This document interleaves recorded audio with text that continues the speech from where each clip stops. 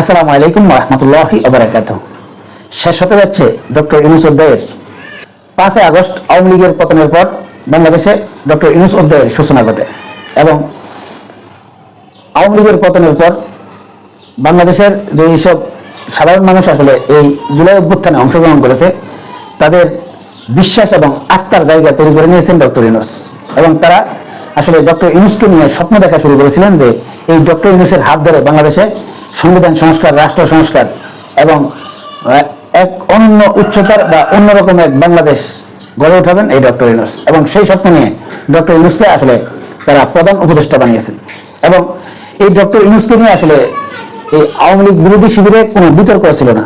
মানে বিএনপি বলেন, জামাত বলেন বা অন্যান্য যে এইসব দলগুলো আসলে এই আওয়ামী লীগ সরকারের পতনে আসলে ভূমিকা রেখেছিল বা যারা চাইছিল আওয়ামী লীগ সরকারের পতন হোক, এই সমস্ত দল কিন্তু ইউনূস সরকারকে সমর্থন করেছিলেন। কিন্তু বিগত অল্প কিছুদিন যাওয়ার পর থেকে আসলে বিএনপি ডক্টর ইউনূসকে আসলে সন্দেহ করা শুরু করেছেন এবং আস্তে আস্তে ডক্টর ইউনূসের থেকে আসলে বিএনপির যে সমর্থনটা এটা আসলে উঠিয়ে নিচ্ছেন। পরিস্থিতি আসলে এখন এমন জায়গায় দাঁড়িয়েছে যে আওয়ামী লীগ পতনের পর যেহেতু ডক্টর ইউনূস এই বাংলাদেশের রাষ্ট্র ক্ষমতায় এসেছেন, তাই আওয়ামী লীগের চরম শত্রু হবেন ডক্টর ইউনূস, এটা স্বাভাবিক বিষয়।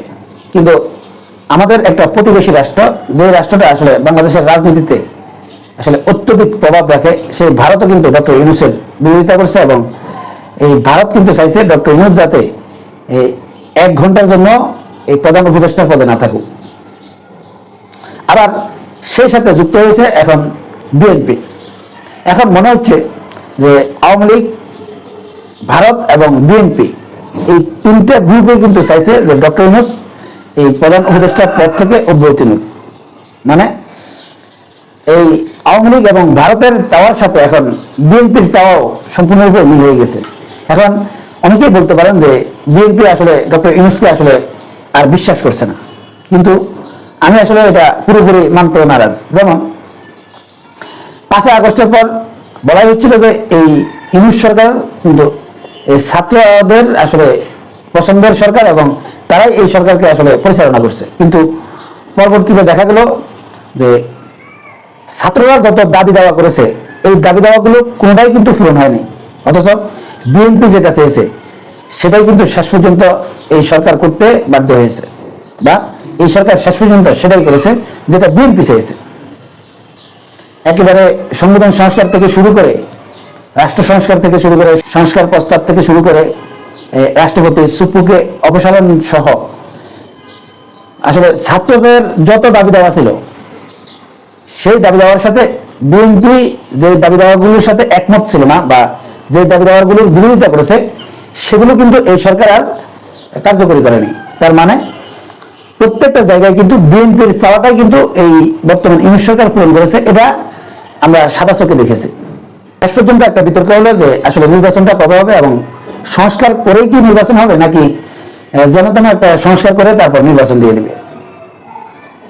আমরা কি দেখলাম যে বিএনপি কিন্তু বিভিন্ন ধরনের হুমকি দামকি দিচ্ছিল যে তারা আন্দোলনে যাবে এবং নির্বাচনের রোডম্যাপ তারা চায়। শেষ পর্যন্ত ডক্টর ইউনূস 2025 সালের শেষের দিকে অথবা জানুয়ারির শুরুর দিকে নির্বাচন দেওয়ার ঘোষণা দিয়েছেন এবং নির্বাচন কমিশনও কিন্তু সেরকম বক্তব্য দিচ্ছে যে তারাও ডক্টর ইউনূসের এই বক্তব্য অনুযায়ী নির্বাচন দেওয়ার আসলে প্রস্তুতি নিচ্ছে এবং নির্বাচন কমিশন এটাও বলেছেন যে ওই সময়ের মধ্যে আসলে নির্বাচন দেওয়া সম্ভব। তার মানে বোঝা যাচ্ছে যে ডক্টর ইউনূসের কথা এবং নির্বাচন কমিশনের কথা একই হচ্ছে।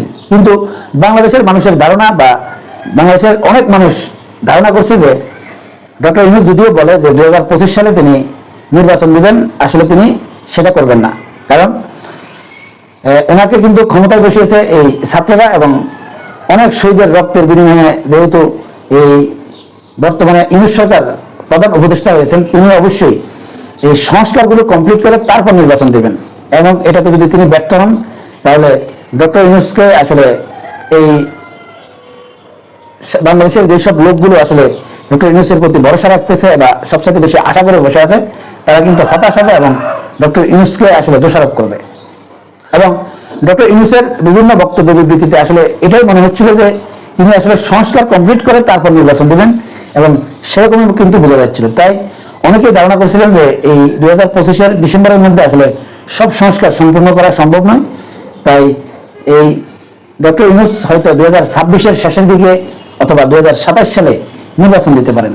এবং বিএনপি যত আন্দোলনের ঘোষণা হোক আর যাই বলুক, হুমকি দুমকি যাই হোক, ডক্টর ইউনূস কিন্তু সেটাতে কর্ণপাত করবেন না এবং তিনি তার গতিতে আসলে এগিয়ে যাবেন। এরপর সম্প্রতি আপনারা দেখেছেন যে স্থানীয় নির্বাচন জাতীয় নির্বাচনের আগে করার একটা প্ল্যান করা হচ্ছিল এবং স্থানীয় নির্বাচন জাতীয় নির্বাচনের আগে দেওয়ার প্রস্তুতিও নিচ্ছিল এই বর্তমান ইউনূস সরকার।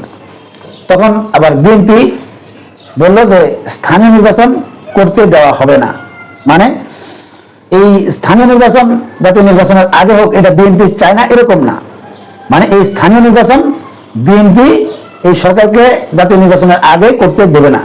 বিএনপি এর যুক্তি দেখিয়েছে যে স্থানীয় নির্বাচন আগে হলে নাকি নির্বাচন নাকি কন্ট্রোল করা যাবে না।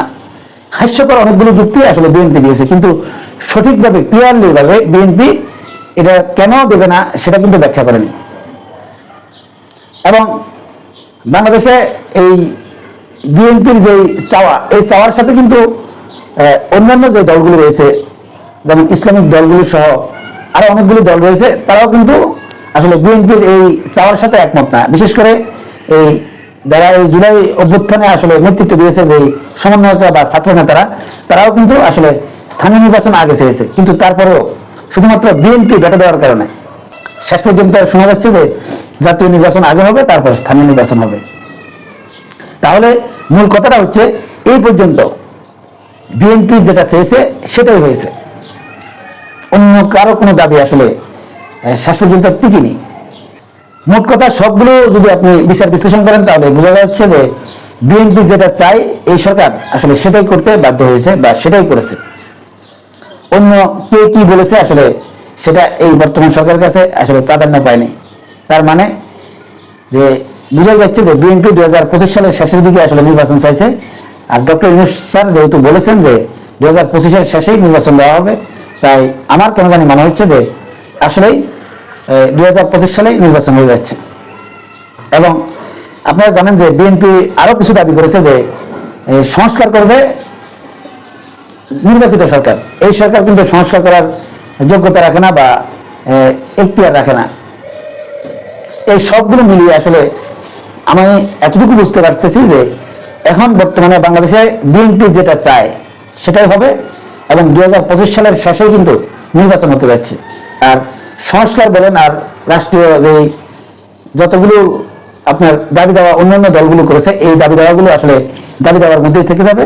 আর 2025 সালে যদি নির্বাচন হয়ে যায় তাহলে এই ইউনূস সরকারের অধ্যায় কিন্তু 2025 সালে শেষ হয়ে যাচ্ছে এবং ডক্টর ইউনূস অধ্যায়টা বাংলাদেশে আরো অনেকদিন থাকবে এবং আমরা লং টাইম ডক্টর ইউনূস সরকারকে দেখতে যাচ্ছি। সেই স্বপ্ন যারা দেখেছেন বা দেখছেন অথবা সেই চিন্তাধারা যারা করছেন তাদের স্বপ্ন আসলে ভঙ্গ হতে যাচ্ছে এবং 2025 সালের শেষেই ডক্টর ইউনূস সরকারের অধ্যায় শেষ হতে যাচ্ছে এবং আগামী জাতীয় নির্বাচন অনুষ্ঠিত হতে যাচ্ছে।